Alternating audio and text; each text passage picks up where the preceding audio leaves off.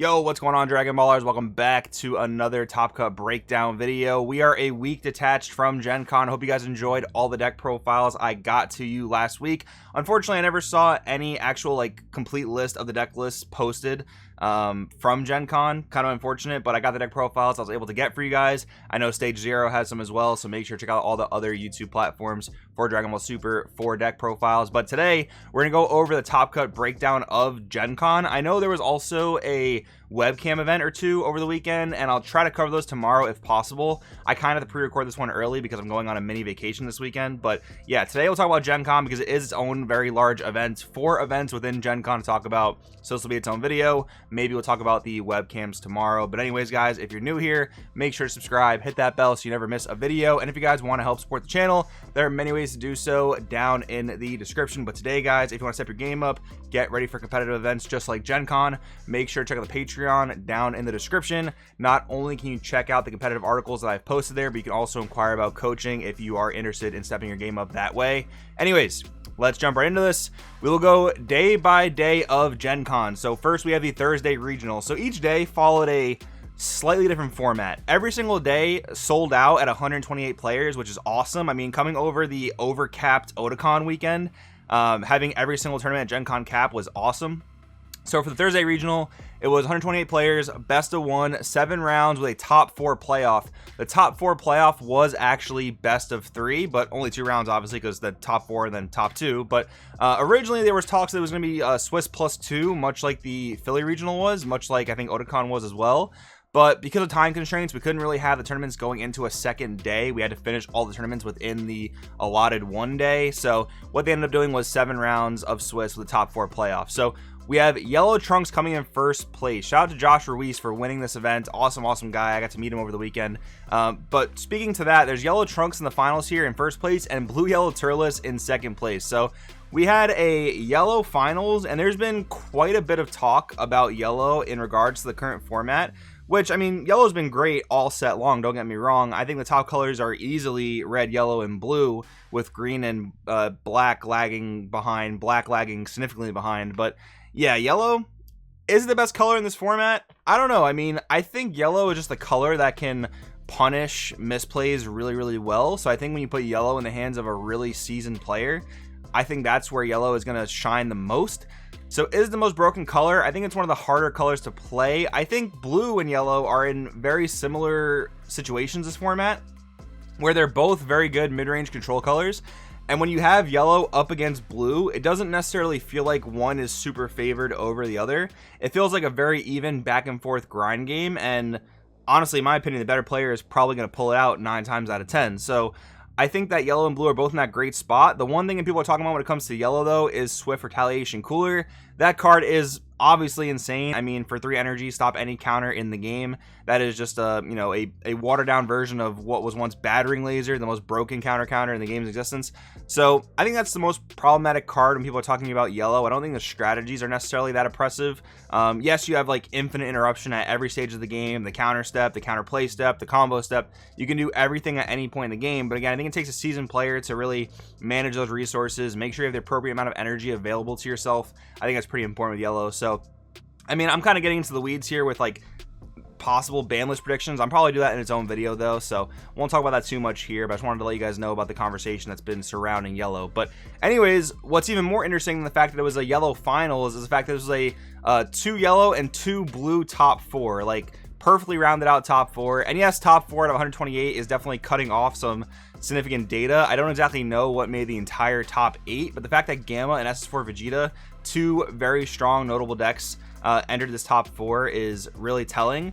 SS4 is definitely a blue deck that I think a lot of people will see great potential in, but it hasn't been as successful as Gamma as far as blue goes this format. But I think SS4 is one that we'll expect to see a lot more of because a lot of players were playing it this weekend, just from my personal experience. I played it in Thursday regional, didn't do so hot, but was still definitely a great pick in my opinion. So this top 4 containing 2 yellow and 2 blue, definitely kind of interesting in my opinion.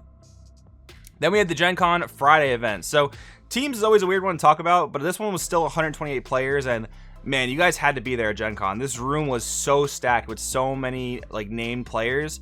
it was a crazy tough weekend. But anyways, so the final of Gen Cons actually included my team. So we had Danny sitting in A seat with Bulma up against Black Red U7 Goku.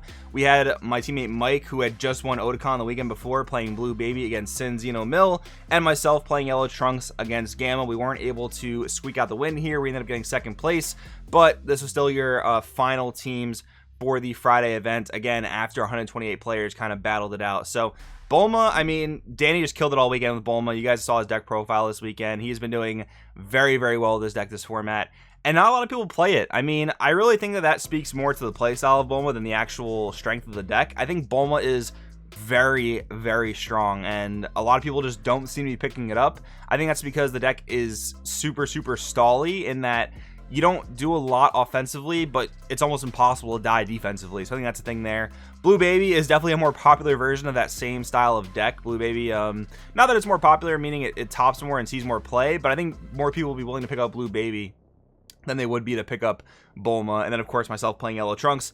Black Red U7 Goku, this was a more interesting list. This was playing these Sand Scions unison, just spamming 1-drop 10k vanilla attackers to the board, so you can do a lot of damage early on. You're also playing the Black Supreme Kai. That says when you combo it, if you have 5 or less cards in your hand, you're going to combo for 10k, so that puts on a lot of pressure. That's kind of where the Black Red comes from. I'm sure there's also some copies of Koitsukai in there as well, so you have a pretty significantly lined out black package in the deck. And then Sin Xeno Mill, I'll be honest, Sin Xeno Mill is one of the only decks in the game that I really just like don't know what this deck does.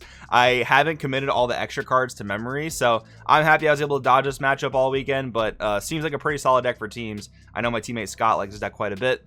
And then Gamma, once again, Jared Lopez, who also top 4 the previous day with Gamma. Excellent deck. So lots of meta stuff here, but also some outliers like Blue Baby. And speaking of that, this format has been so interesting where, yes, there is a very defined format. There's Yellow Trunks, there's Gamma, and there's U7 Goku kind of being that triangle, but a lot of the winners of these events are these super outlandish decks like Blue Baby, like Finn, like Launch. Like you see these crazy outlier decks that don't necessarily fit into the triangle, but they end up winning the event, which is kind of crazy. So something I wanted to point out there. Then we had the Gen Con Saturday team event. Shout out to our boys once again, the Crosswell guys taking first place here. So we had Marcus Cantarsi on SSG Goku Control. That list is on the channel. We have Justin Rios on Yardrat Goku and Jordan Merkel on U7 Goku. Those lists are both also on the channel. All 3 of these teams lists are on the channel, so make sure to go check them out. Justin also taking first place with the Ardrat the next day, which we'll talk about in a second.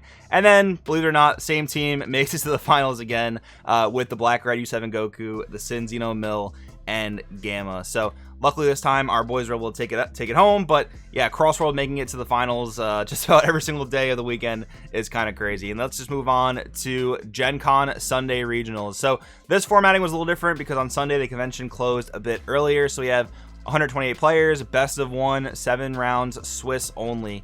And this one ended up finishing pretty early in the afternoon. I want to say like 2-3 o'clock if I remember correctly. So they could have probably gone with the Swiss +2, maybe not with a total top 4. But anyways, our boy Justin Rios ended up taking first place. So across the weekend, we had a second place on the Thursday regional. We had a second place on Friday teams. First place Saturday teams, first place Sunday regionals. Again, very successful weekend for Crossworld. Anyways, though, huge shout out to Justin for taking first with Yardrat Goku. Yardrat Goku is definitely a newcomer to the format, obviously. I mean, he pegged it as best deck in format for himself. It's got great matchups across the board. Look at the Yellow Trunks matchup and the Gamma matchup. I just love the fact that every single time in this deck you play SS2 Gohan Z Fighter, you're looking at a full board wipe. That's just one of the biggest strengths of Yardrat Goku. Besides the fact that you're able to get around a lot of floodgates, like you don't care about robotic riposte because most of your attackers are unisons. Your 2 energy double strike on the leader is very powerful at going for game, combined with cooler, obviously. But what's also cool about that is that there are so many blue decks in this format that are playing a mill strategy, like Blue Baby being one of them, and SS4 Vegeta also play the 6-drop King Cold. They're trying to mill you out in some cases. So Yardrat Goku just says pay 2, put 8 cards back in your deck. So you're not losing by mill in that case, which is real strong. And then of course we have Blue Baby coming in second, Gamma coming in third, and our boy Danny Wynn coming in fourth with Bulma. So another like yellow blue heavy concentrated top 4, and then you sneak a Bulma in there, right?